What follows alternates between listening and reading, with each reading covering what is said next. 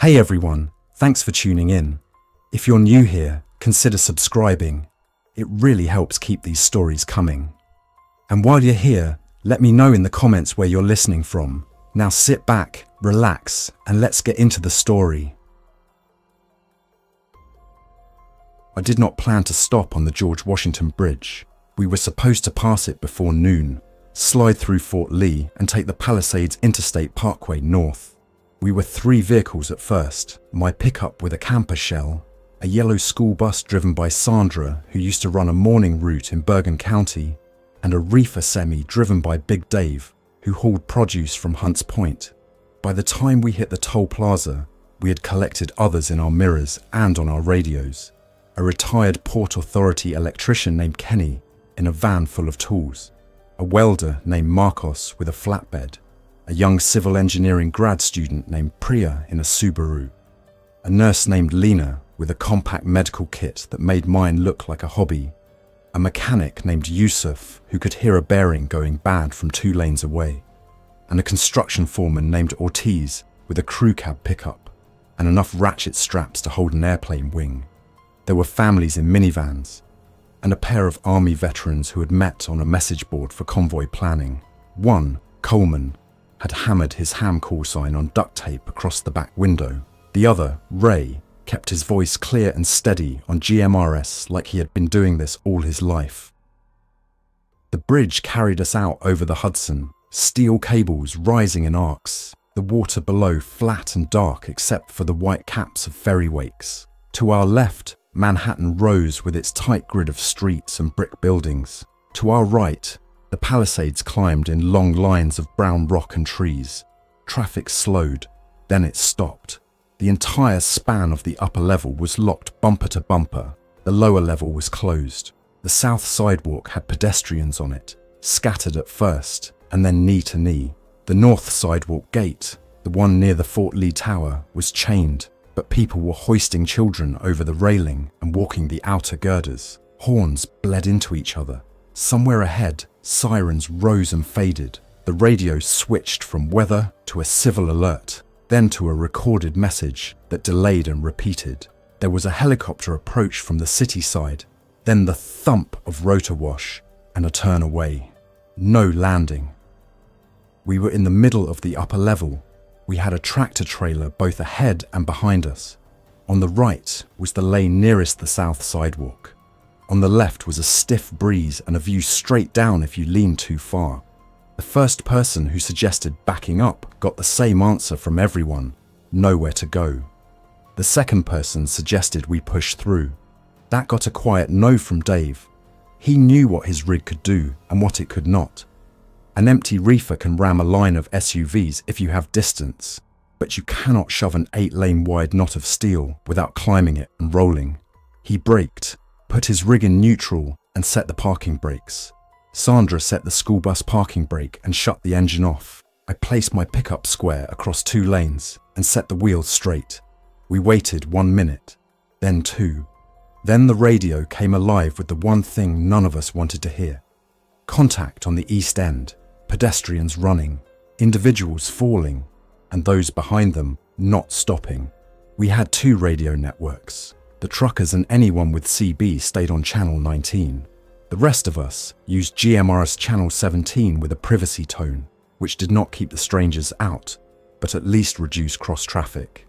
Coleman set up a ham relay from the passenger seat of his Jeep. He had a mag mount antenna on his roof and a list of repeaters printed onto a clipboard. He kept repeating our convoy call sign, describing our location as the upper deck center span, and lacing distances from the New Jersey Tower on a rangefinder he used for bow hunting. Ray took over GMRS. He divided us into sectors: left rail, right rail, mid lanes, and rear. We locked down. Ortiz swung his pickup perpendicular, and we used ratchet straps to anchor it to Dave's rear axle and to a concrete expansion joint so it would not drift. Marcos nosed his flatbed next to it and dropped the ramps onto the asphalt. He and I yanked 4x4s and sheets of scrap from his bed and slotted them between bumpers. The others followed our motion. Within 15 minutes, we had angled 2 tractor trailers across the lanes, nose to rail, tail to the center, enough to create 2 funnels. We set the bus behind our vehicles as a second barrier and used the mirrors to create sightlines. Kenny and Priya climbed a reefer ladder to set a pair of binoculars and a handheld radio with a lanyard. They lay prone and called out movement, distances in car lengths. Lena claimed the back of a white delivery van for triage. She taped a paper sign on the rear door with "Med" written in thick black letters. The smell of hot brakes and rubber rose from the rows of trapped cars. A woman in a Lexus kept tapping her horn. A man in a convertible shouted at Dave. He said his wife was pregnant and he had to get her across. Lena climbed down from the van, spoke to them, and then moved the woman into the van where she would be out of the wind and the noise. We expected that the trouble would come from one direction. We were wrong. It came from both. It came through the gaps between bumpers, over the side rails from the sidewalks, and from beneath us, where a maintenance ladder opened into the structure and gave access from the lower level. Priya knew the bridge better than any of us because she had studied suspension bridge layouts in school. She drew a quick sketch on a clipboard: tower, main span, suspender ropes, sidewalk railings, service ladders, and lighting hatches. She circled the hatches and ladders and told us where the utility conduits ran so we would not cut into anything live. We secured the nearest maintenance hatch with a chain and a padlock from Kenny's van. We shoved a spare wheel against it for good measure. We duct taped flashlights to the inside of the concrete barrier at the right height.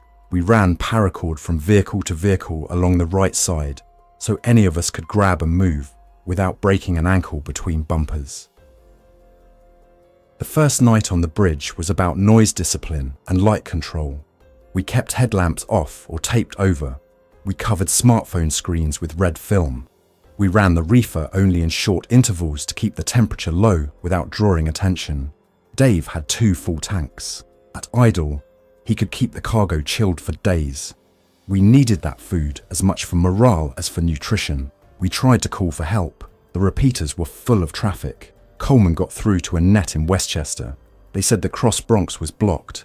They said the Bronx Whitestone Bridge had been closed by state police.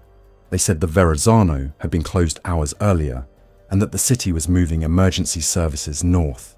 They said the best thing we could do was shelter in place. It felt like the worst advice in the world until we looked at the distance to either shore and the jam of cars and people. There was nowhere to go. We set watches. Ray took North Rail. Ortiz took South Rail.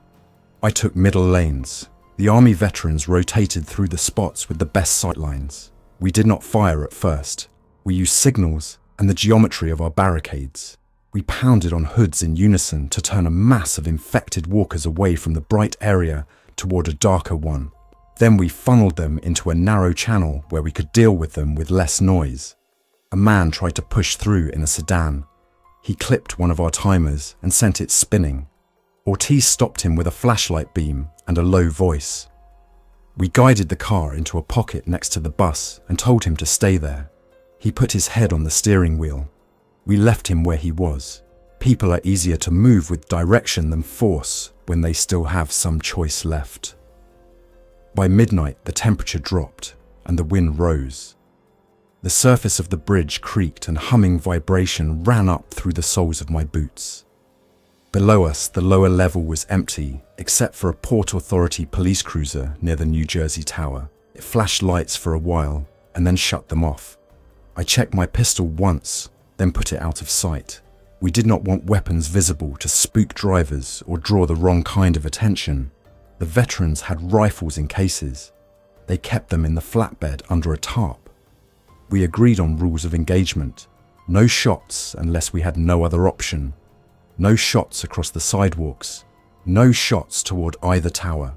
And no shots that would risk penetrating fuel tanks or hitting people in cars. Molotovs were out. Open fire on a steel bridge with wind is a good way to set your own barricade on fire. Marcos had a better idea. He built controlled fire traps with metal trays and sand to contain runoff. He braided lamp wicks out of cotton rags and diesel. Diesel does not flash like gasoline. It makes smoke.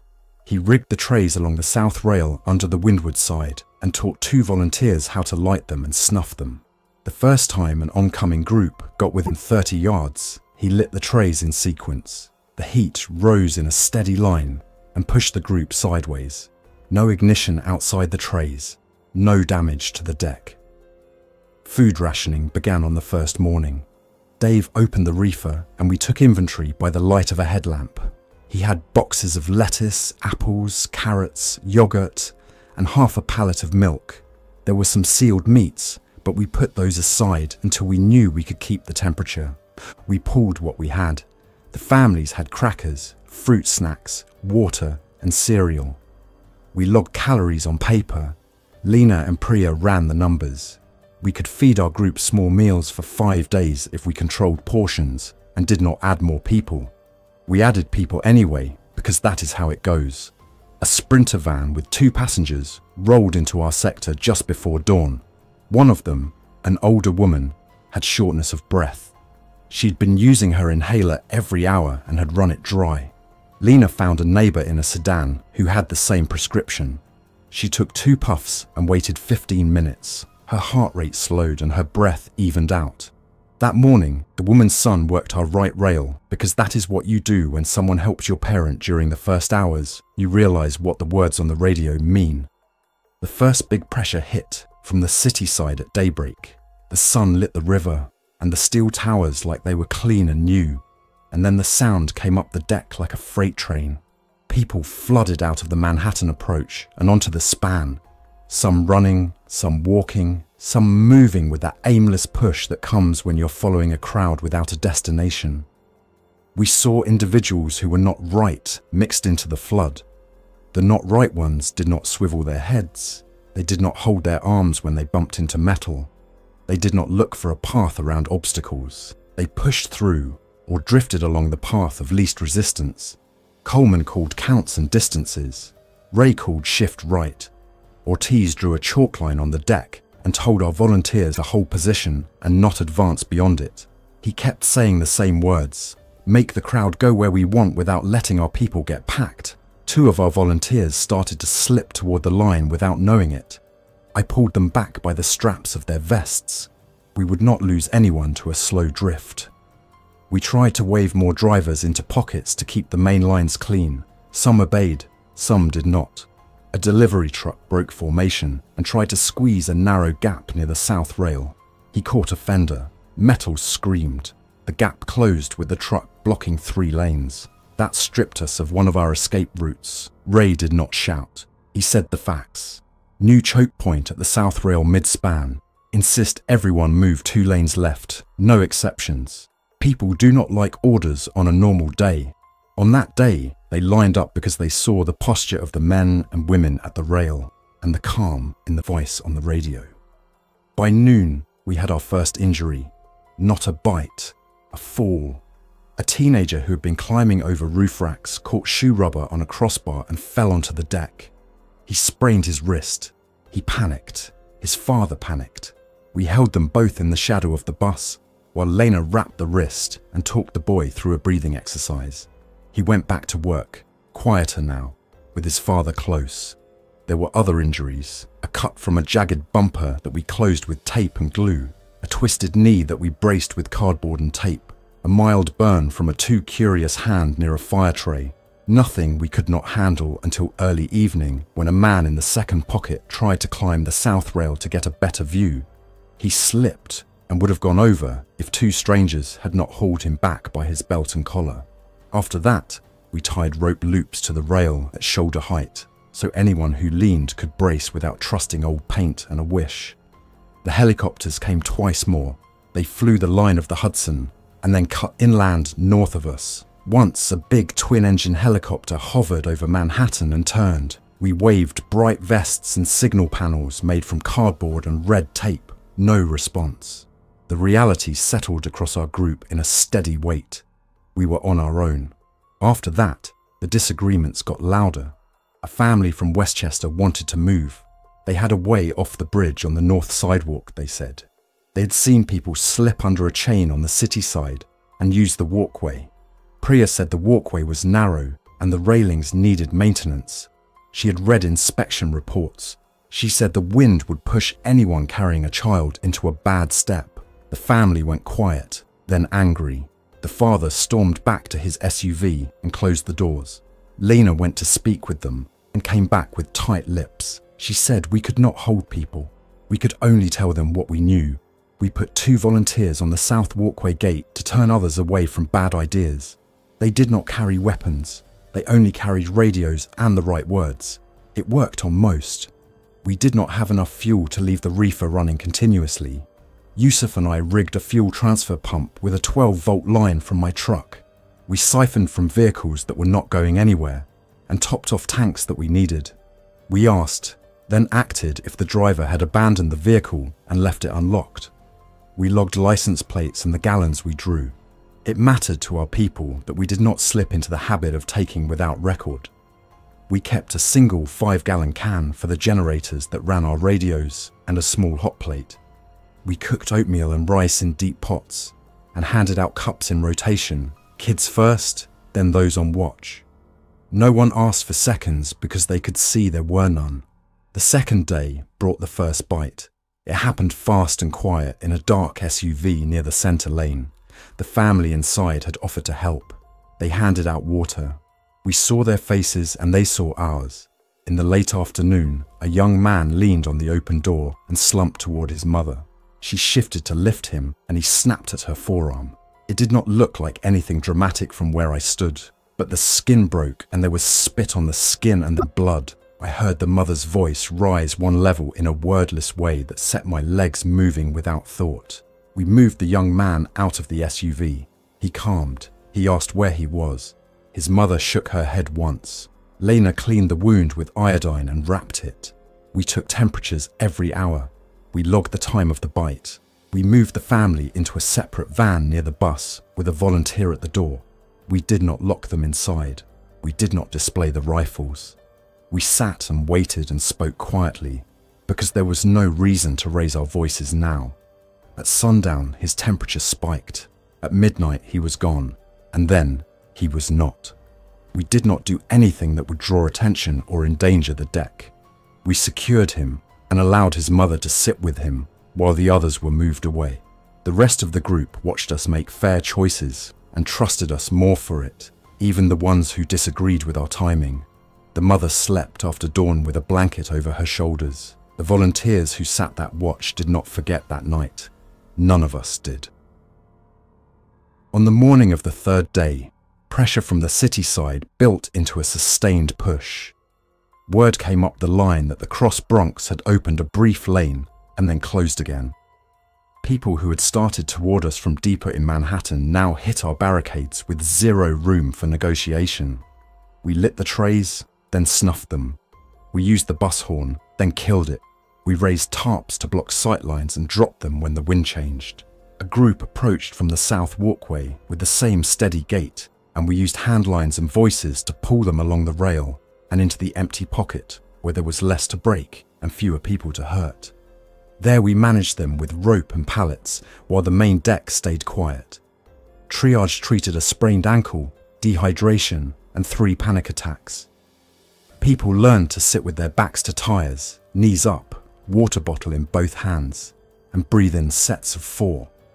Midday, Coleman caught a glimpse of something we had not seen since the first night. A military vehicle near the Manhattan Tower, overturned but intact. Marcos climbed up with him. The Humvee had a radio antenna and the kind of roof rack you only see after a unit has been mobilized for traffic control or evacuation support.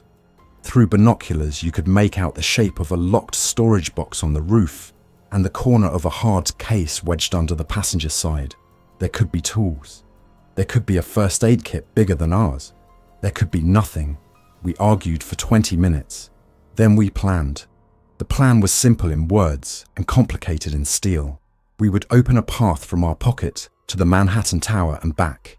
Ray would lead a small team on foot between the left rail and the first row of vehicles, using the narrow gap you can hold if drivers keep their mirrors tight. Marcos and I would move cars by hand where we could, rocking them in neutral to create space without draining batteries. Ortiz and Dave would hold our rear barricade and the right rail. The bus would stay pinned across the lanes to protect the triage van and the families. We would advance in bounds. At each bound, we would lock our position with rope and pallets wedged under tyres. We would mark our path with chalk so no one would drift. 2 volunteers with long poles would probe under vehicles where legs tend to hide in shadows. We briefed everyone twice. We repeated the rules: noise and light control, no independent movement. If separation happened, stop and hold position.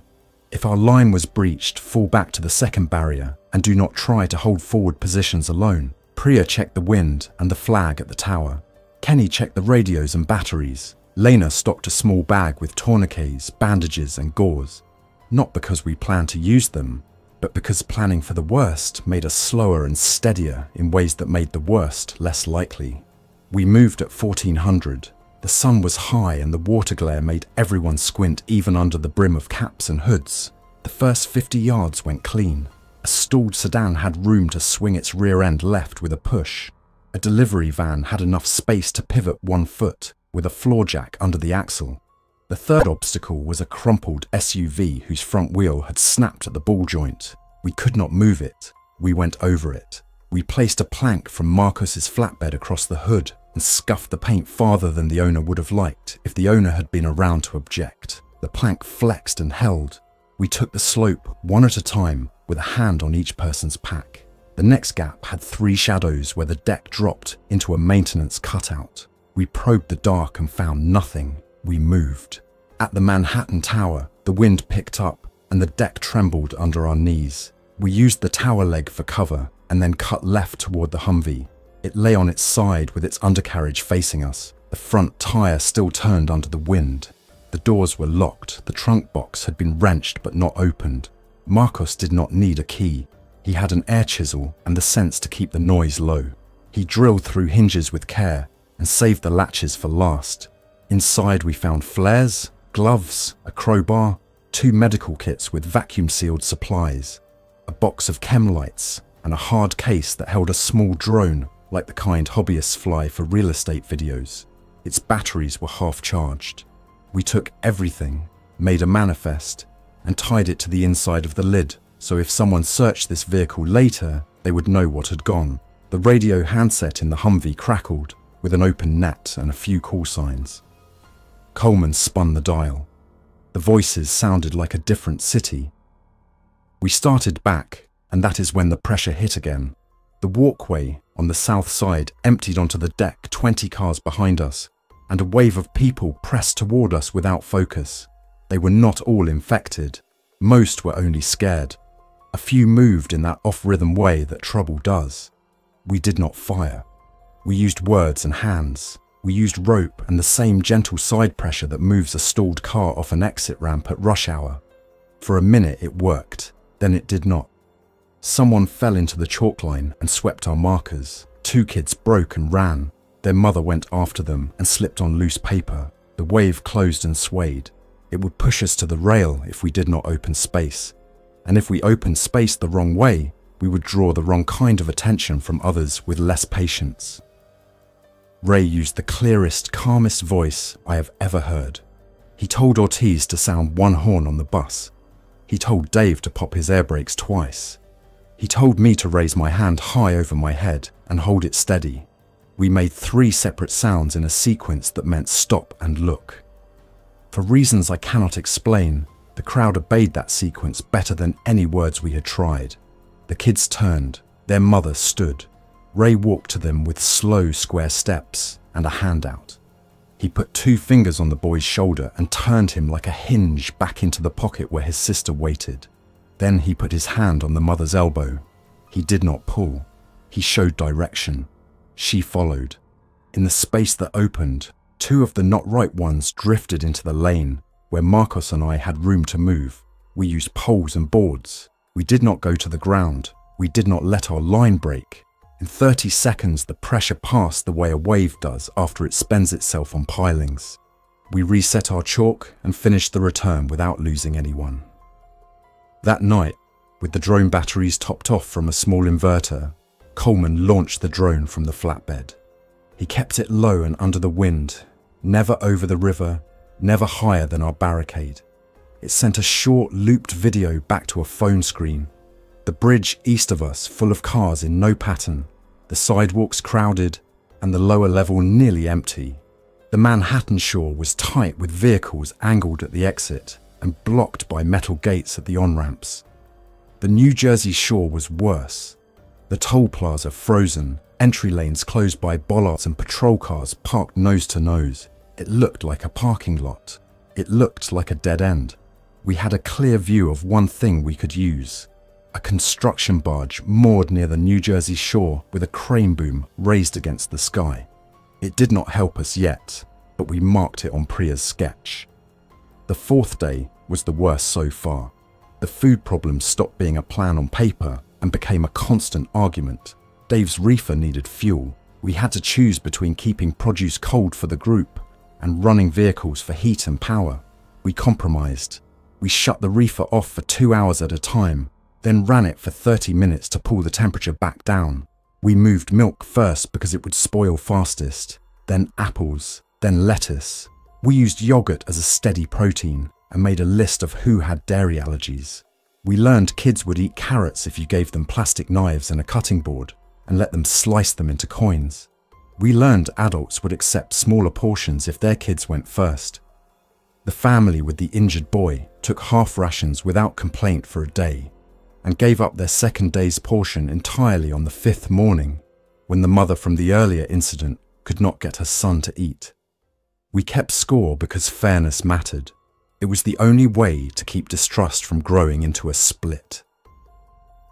Around noon, a small group of people approached from the New Jersey Tower wearing reflective vests and Port Authority caps. 2 carried radios. 1 carried a bullhorn. They stopped 20 yards from our barricade and used the bullhorn. The message was simple.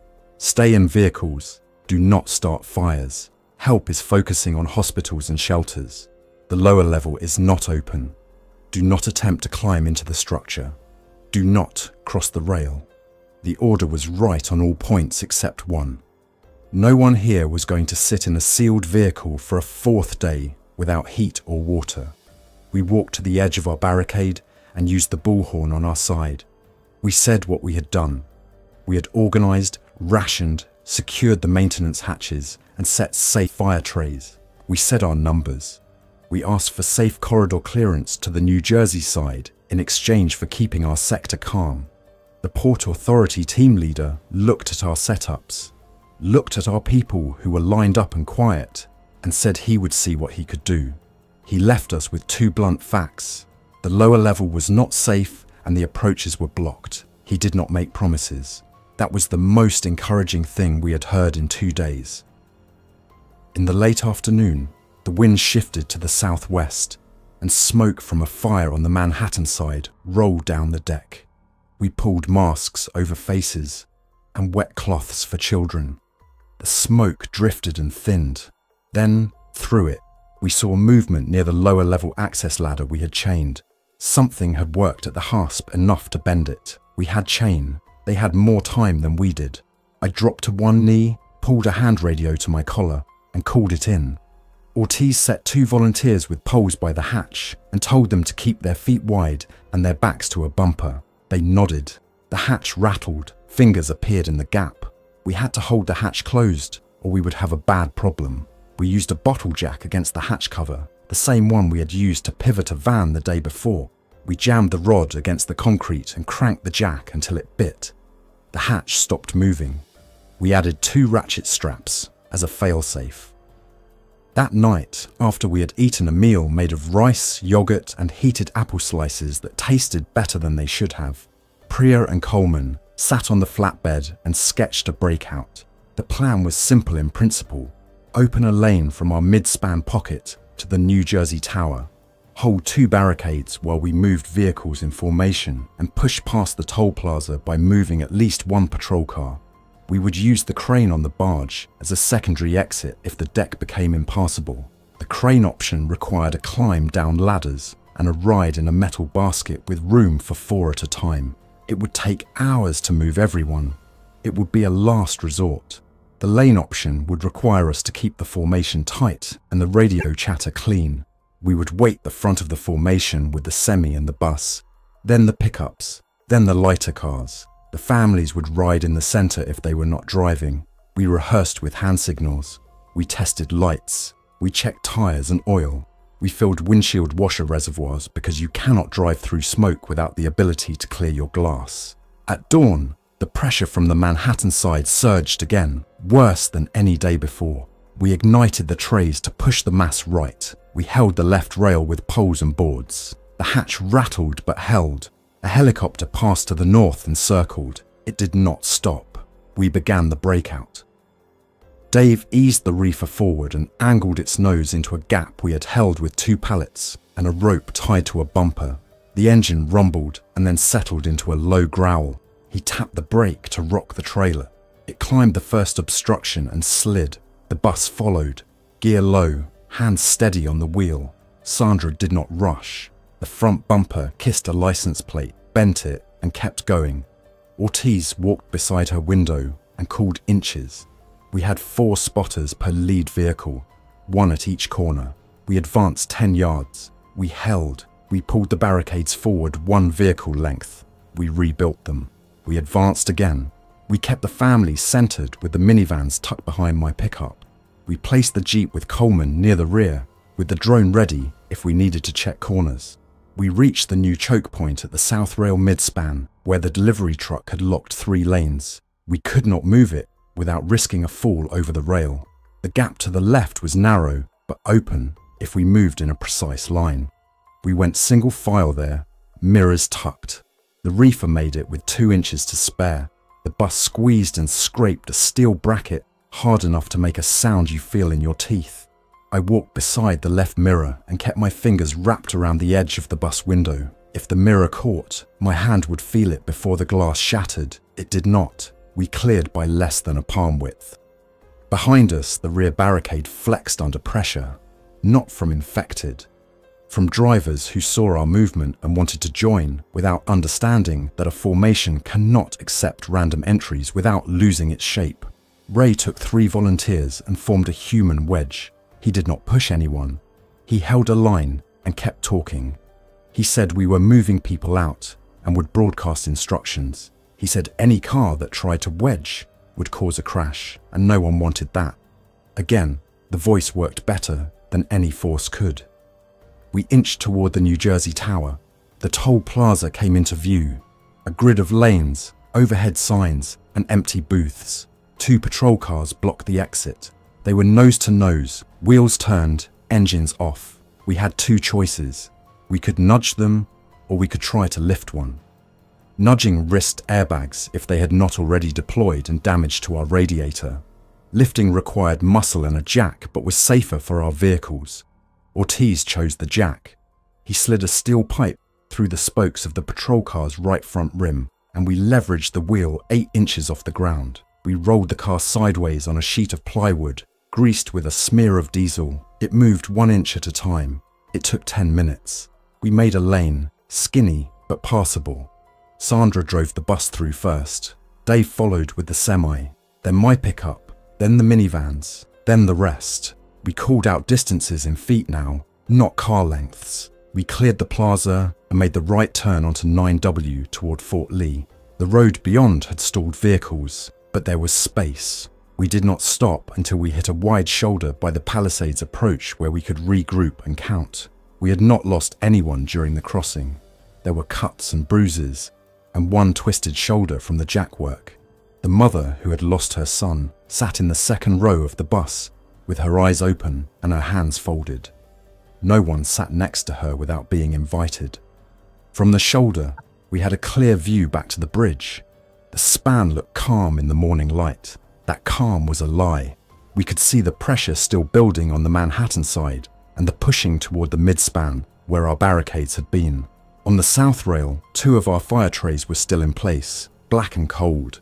The hatch we had braced with the bottle jack was still closed. We could not tell if the chain had held. We could not help the ones still there now. The only thing we could do for them was keep moving so we did not clog the line they would need if they made their own breakout. We took a vote about the barge crane.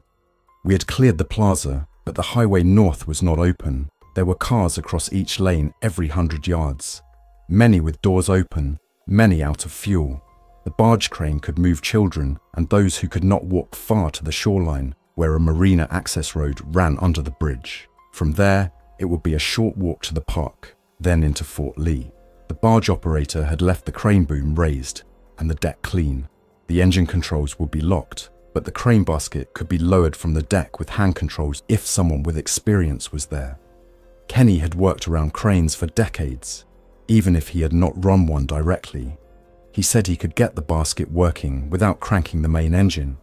He said he would not spin the boom, he would only lower and raise. We split the convoy. Half would hold the shoulder and clear the next half mile of 9W with hand signals and jacks. The other half would cut down to the barge access via the maintenance stairs near the tower. We blocked the road with our vehicles in a visible way so no one would run over our people while they crossed. We assigned 4 spotters to the stairs and used rope handlines for the steepest sections. We put children in the basket first, then seniors, then those with injuries. Each trip took about 8 minutes. We kept the basket low enough that if it let go, it would not kill anyone. It did not let go. On the 3rd trip, a group approached from the bridge deck and asked to cut in. We said no and put them 3rd in line. They cursed us and then watched us move a child with a fever into the basket. After that, they waited without comment. People can see fair play. They may not like it, but they recognize it.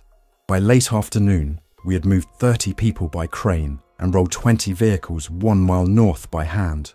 The road widened at a shopping centre parking lot. We parked in formation, semis nose out, bus and triage van in the centre. We made hot water on the hot plate with the last of the generator fuel and mixed it with instant coffee and packets of soup. It tasted like a holiday meal. We assigned watches again. The city noise settled into a low thrum. The wind dropped. The bridge behind us was a silhouette. We took stock as the light went down. We had fuel for 1 more generator run. We had enough food for 2 days at half rations. We had a better first aid kit than when we started. We had a drone. We had a group that had gone through a plan together and seen it work without lies.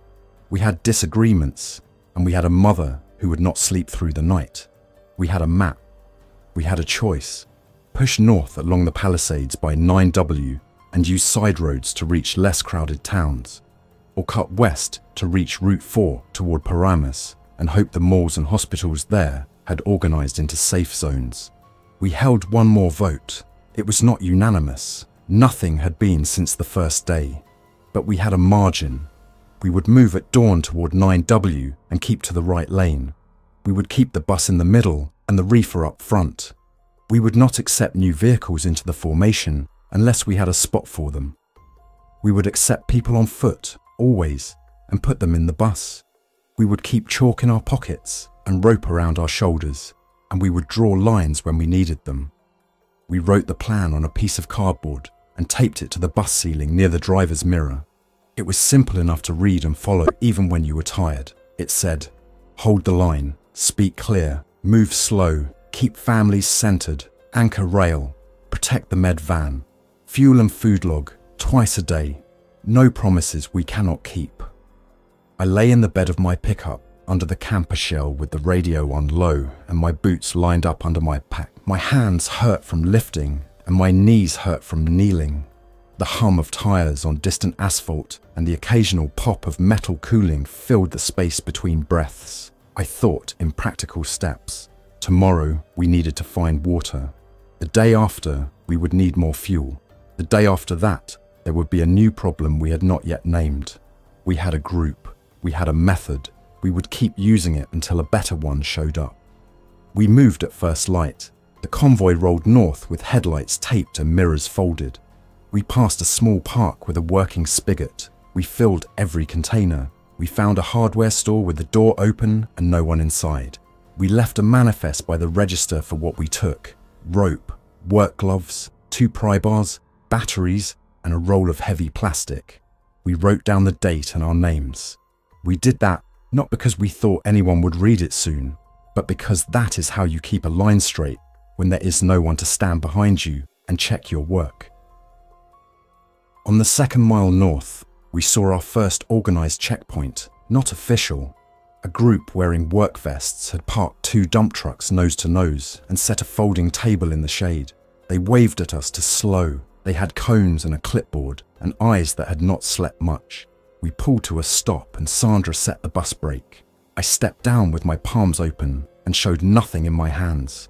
We spoke for 2 minutes. They were keeping the road clear of wrecks and fires. They did not have room for all of us, but they had a clinic in a church basement 2 miles ahead that would take our injured and our elderly. We asked about fuel. They pointed south and said a state yard had a tank, but it was guarded by a policy we already knew. Keep order first, everything else second. We thanked them, passed 2 water jugs across the line, and kept moving. By noon, we had a new formation, tighter than before, with clearer signals and fewer words. The bus horn sounded once, and everyone knew what it meant. The air brakes hissed twice and the rear knew to hold. The reefer turned its wheels an inch left, and we shifted the column by a foot as if we had practiced it for weeks. We had not. We had learned it because we had to. On the radio, Ray counted distance to turns. Coleman read road names. Priya checked the sketch and penciled revisions. Lena sat with the mother from the bus and spoke low. Sometimes they laughed. It startled me the first time and then it did not. Laughter is not disrespect in a situation like this. It is one of the checks you run to see if the engine is still turning. We passed a school field where a group had set up shade tents and water tables. Kids kicked a ball. The adults moved in the steady way of people who had found tasks that made sense. We saw an ambulance parked nose out with the rear doors open and a table of supplies set up with a sign that said First Aid. On the far side of the field, there was a line of vehicles with hoods up and jump packs connected. It looked like a picture from an emergency management brochure. It looked real because it was. We did not stop. We could have used it, but stopping would have drawn others behind us and jammed their operation.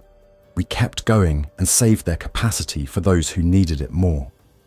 That night, in a superstore parking lot in a town whose name I read twice before it stuck, we circled our vehicles into a tighter ring than before. We cooked rice and cans from a pantry we found open with a printed note that said, "Take what you need, leave what you do not." We left more than we took. The group from the field rolled in with a pickup loaded with cones and water jugs. They handed us a paper with a list of safe stops and a radio channel they were using for coordination. Their tone was professional without being cold. They sounded like people who had done their first bad day already and were on their second. We joined their net and gave our numbers and our direction. We offered to help clear an exit ramp in the morning if they needed another semi to pull a wreck. They said yes. On the 3rd night off the bridge, someone asked me how long we would keep moving like this. I told them the truth. As long as it works, as long as the plan holds, as long as we can count to 10 together and then to 20 and not lose the line. That is what we took from the bridge. Not the supplies, not the gear, not even the people in a list of names. We kept a method.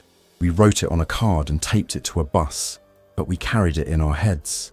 We had built clear lanes where there were none, held a rail against pressure without breaking, and moved a formation across a structure not designed for anything we used it for. We did it without turning a crowded deck into a worse scene.